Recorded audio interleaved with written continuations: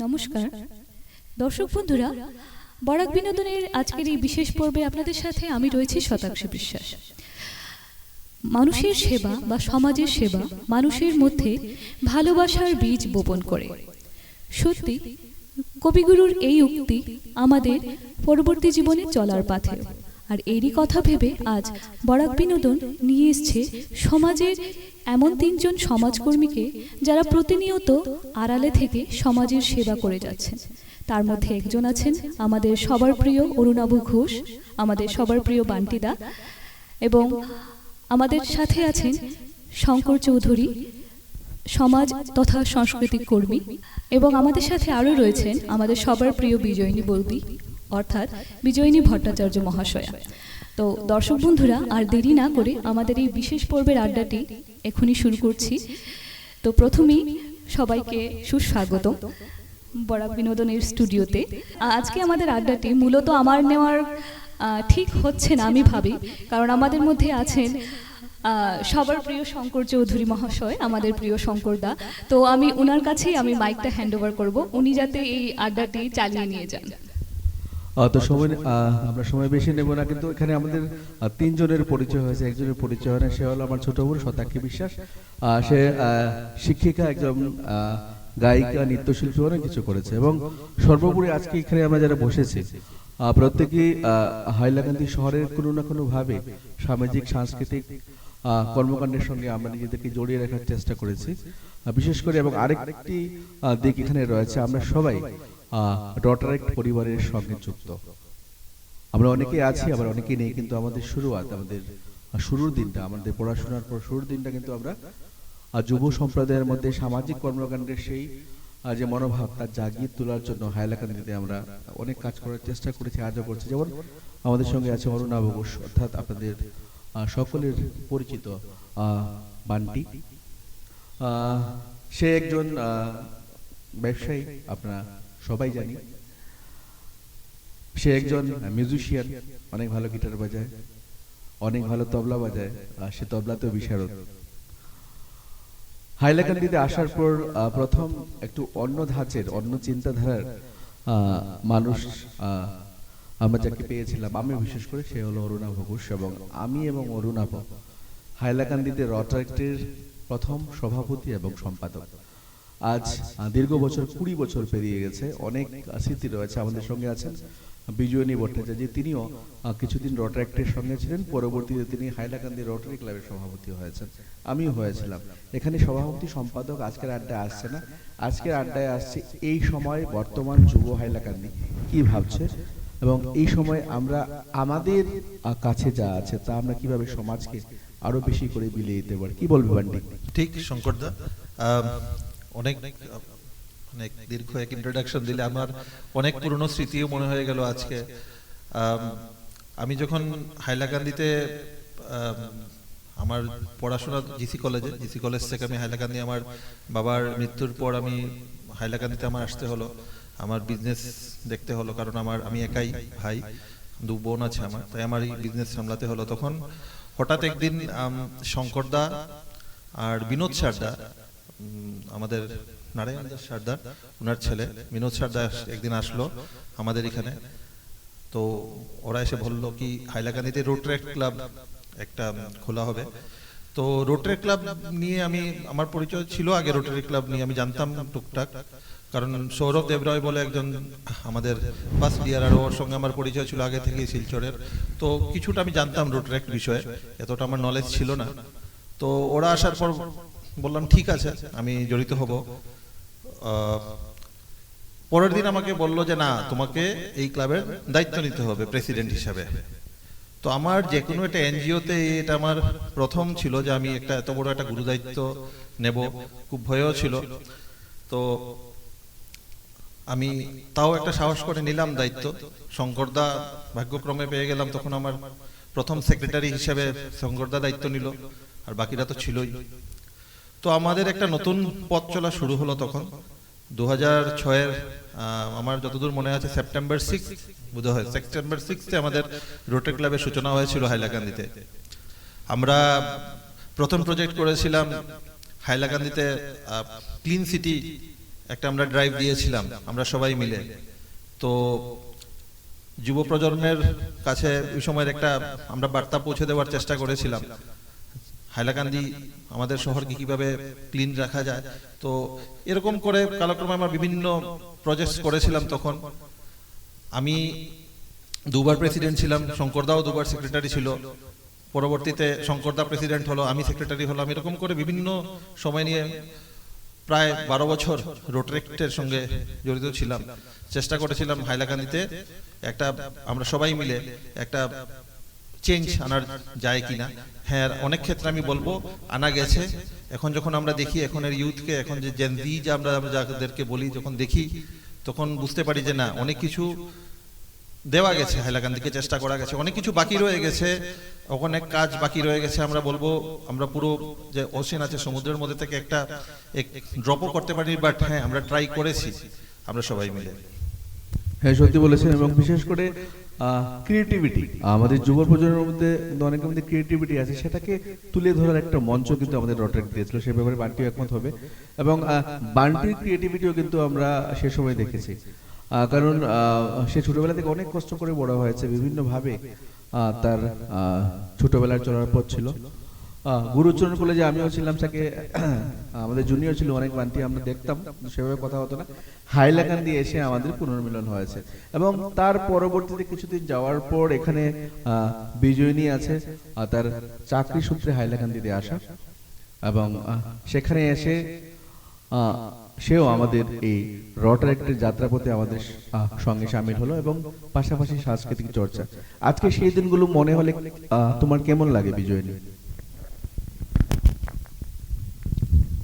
প্রশ্নটা খুব কঠিন, কারণ খারাপ বলার তো জায়গা নেই, ভালোই বলতে হবে। জোকস অ্যাপার্ট, অবশ্যই ভালো লাগে, কারণ একটা নতুন শহরে প্রথম আসার পরে যখন সামাজিকভাবে কিছু কর্মকাণ্ডের সঙ্গে আমরা জড়িয়ে যাই, তখন একটা শহরের সঙ্গে একটা আত্মার সম্পর্ক গড়ে ওঠে। এবং হাইলাকান্দি শহরের সঙ্গে আমার এই আত্মিক সম্পর্ক শুরু হয়েছিল রটারেক্টের মাধ্যমেই।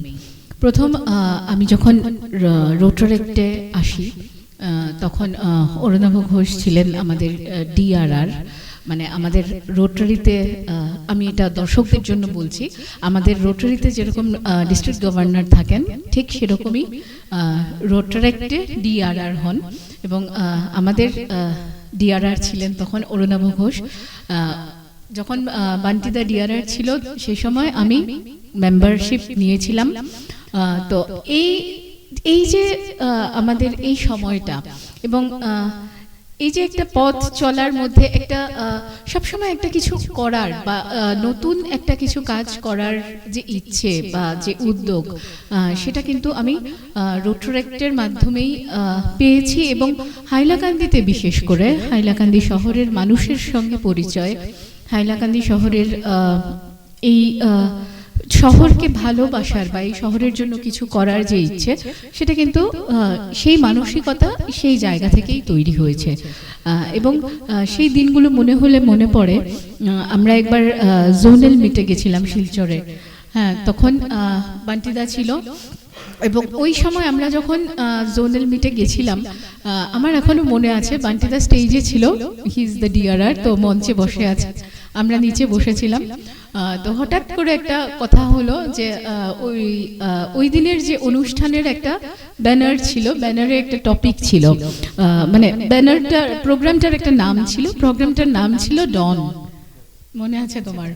তো হঠাৎ করে বলা হয়েছে যে প্রত্যেক ক্লাব থেকে কেউ না কেউ এই প্রোগ্রাম মানে এই নামটা নিয়ে কিছু না কিছু একটা বলবেন। তো আমার মনে আছে মঞ্চ থেকে বান্টিদা আমার দিকে তাকিয়েছে, তাকিয়ে চোখ দিয়ে ইশারা করেছে যে মানে আমাকে বলতে হবে। তো আমার মানে এই যে কনফিডেন্সটা, দেখুন আমি তো হাইলাকান্দি শহরের না, আমি শিলচর থেকে এসেছি। আসার পরে এখানে মানে ওদের কাছ থেকে আমি যে কনফিডেন্স পেয়েছি, যে ভালোবাসা পেয়েছি সবার কাছ থেকে, সেটা আমার কাছে খুব গুরুত্বপূর্ণ মনে হয়েছে। কারণ হাইলাকান্দিকে আমি আপন করে নেওয়ার পেছনে একটা বড় কারণ হলো হাইলাকান্দি শহর আমাকে আপন করে নিয়েছে, হাইলাকান্দির মানুষ আমাকে ভালোবাসা দিয়েছে। এবং আপনত্ব, এই ভালোবাসা আমি এই শহরের কাছ থেকে পেয়েছি। আমি এই কৃতজ্ঞতা আমার গোটা জীবনের থাকবে হাইলাকান্দির কাছে, এবং আমি চাইবো শেষ দিন পর্যন্ত যাতে এই শহরের জন্য কিছু করতে পারি। হ্যাঁ, সত্যি জন্মালে দাগ রেখে যাও, সেটা আমরা স্বামীজির কাছ থেকে শুনেছি, এবং আমরা প্রত্যেকেই কিন্তু আমাদের মতো করে কিছু একটা সমাজকে দেওয়ার চেষ্টা করি। এবং আমরা মানে যেহেতু আজকে রটারেক্ট প্রেক্ষাপটে কথা বলছি, তার কারণ হচ্ছে আমাদের যুব প্রজন্মকে আলাদাভাবে আমাদের এখানে সভাপতি সম্পাদক 18 বছর হলে রটারেক্টের, বা তার আগে ইন্টারেক্ট আছে স্কুল স্তরে, কিন্তু 18 বছর বয়সে কেউ মানে কোনো ব্যক্তিকে তার পাড়ার সরস্বতী পূজারও সভাপতি বানাবে না।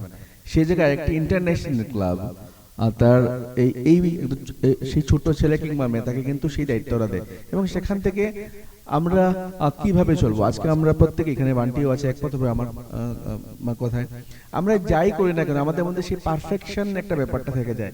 সেই পারফেকশনের ব্যাপারটা কিন্তু আমাদের রটারেক্ট শিখিয়েছিল, এবং আজও আমরা ঠিক আমরা যে কাজ করার চেষ্টা করি সেই কাজ খুব ভালোভাবে সম্পন্ন করতে আমরা চেষ্টা করি।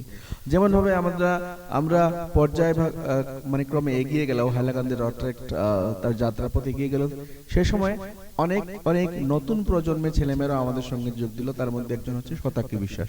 শতাক্ষী, সেই দিনগুলো মনে হলে তোমার আজকের দিনে তুমি কিভাবে সেই দিনগুলো রোমন্থন করবে স্মৃতি?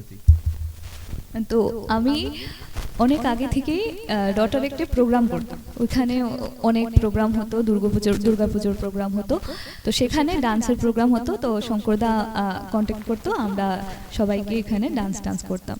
তো তারপর শঙ্করদা একদিন বলেছিল যে তুমি আমাদের ক্লাবে যদি জয়েন করো। তারপর রিদম ঘোষ, আমি এখন বলতেই হচ্ছে, সেও বলেছিল যে আমাদের ক্লাবে তো এখন অনুশ্বেতা দাম একাই আছে, তো একলা মেয়ে, তো তুমিও আসো, তোমারও ভালো লাগবে। তো আমি একটা প্রজেক্টে গিয়েছিলাম 2014, তো 2014-এই আমি ফার্স্ট জয়েন করি। তো সেদিনের একটা মজার ঘটনা আমার মনে আছে। তো সবাই আমরা স্টেজে উঠেছি, স্টেজে ওঠার পর সবাই ওত নেওয়ার পর আমাদের ইন্ট্রো হয়। তো ইন্ট্রো আমি যে সময় বললাম, তখন আমি মাস কমিউনিকেশন পড়তাম, তো যে সময় বললাম আমি মাস কমিউনিকেশন পড়ছি, তো নেমে আসার সময় আমাদের স্বর্গীয় মানুষকান্তি দাস স্যার, আমার জেঠু, তো উনি উঠে বললেন যে তুমি আগে কিছু খাও, তারপর তুমি সমাজ সেবা করবে। তো সেইটা আমার এখনো মনে দাগ কেটে রয়েছে, যে উনি আমাকে নামার পর বলেছিলেন। তো সেদিন একটা ভালো এক্সপিরিয়েন্স। আর রটারেক্টের সাথে জড়িত হয়ে আমি অনেক কিছুই করতে পেরেছি, বা কনফিডেন্স লেভেলটা আমার অনেক বেড়ে গেছিলো। কারণ তখন স্টাডি লাইফে বাইরে ঘোরারও এত এক্সপিরিয়েন্স ছিল না, বা কারোর সাথে যে তেমনভাবে ফ্রেন্ডশিপ করা বা বন্ধুত্ব যে কথা বলা, সে আমি খুব একটু ইন্ট্রোভার্ট টাইপের ছিলাম। তো সেই ইন্ট্রোভার্টশিপটা ভেঙেছি আমার রটারেক্ট ক্লাবে এসে। তো এত বন্ধু হলো, অনেক প্রজেক্টস করলাম আমরা, তো খুবই ভালো একটা এক্সপিরিয়েন্স। কিন্তু এখন নেই, কারণ নিজেরই একটু সময়ের অসুবিধা হয়ে যায়। তো সেই ক্ষেত্রে আমি ধন্যবাদ জানাতে চাই রটারি ক্লাব অফ হাইলাকান্দি, তাছাড়া শঙ্করদা এবং রিদমকে স্পেশালি, যে আমাকে এত ভালো একটা ক্লাবে ইন্ট্রোডিউস করার জন্য, বা আমাকে এনকারেজ করার জন্য সেই ক্লাবে ইন্ট্রো হওয়ার মানে যোগ হওয়ার জন্য। হ্যাঁ, মানে আসলে তো কোনো ভালো কাজে আমাদের এটাই কাজ হচ্ছে, কাউকে আর জুড়ে দেওয়া। আমরা আজ বরাক বিনোদনের স্টুডিওতে আছি, এবং আমরা আমাদের সেই 10 থেকে 12 বছর এক যুগ আগের কথাগুলো স্মরণ করছি। তাই অনেক স্মৃতি থাকে, আমাদের অনেকের নামও মনে আছে, বা অনেকের নাম মনে পড়ছে না। সেই দিনগুলো আমরা যখনই পুরোনো দিনের স্মৃতিগুলো রোমন্থন করি, নতুন কোনো কাজ করতে কিন্তু আমরা আরো উৎসাহ পাই। যেভাবে আজকাল একটা জিনিস আমরা দেখি, হাইলাকান্দিতে দুর্গোৎসবের পর, বিশেষ করে বা কালী পুজোর পর পুরস্কার দেওয়ার ব্যাপারটা, তো সেই কাজটুকু আমার জানা মতো আমরা সম্ভবত রটারেক্ট শারদ শিরোমণি নাম দিয়ে, তার পুরো ব্যাকগ্রাউন্ড কনসেপ্টটা ছিল বান্টির। সেই দিন কথাগুলো মনে পড়ছে যে আমরা এখানে মানে পুজো কমিটিগুলিকে আমরা পুরস্কৃত করব, কিভাবে করব, মানে কোন জায়গা থেকে স্পন্সর আনবো, কি ট্রফি দেবো, সার্টিফিকেটে কি লেখা হবে, বা বিশেষ করে ইন্ট্রো আমরা আমাদের যারা মানে অনুষ্ঠানের সময় আমাদের প্রত্যেক সদস্যদের ইন্ট্রো দেওয়া হয়, সেই ইন্ট্রোগুলো কিভাবে হবে। তো কি মনে পড়ছে সেই ব্যাপারে একটু শারদ শিরোমণি যদি আমরা একটু লক্ষ্য করি।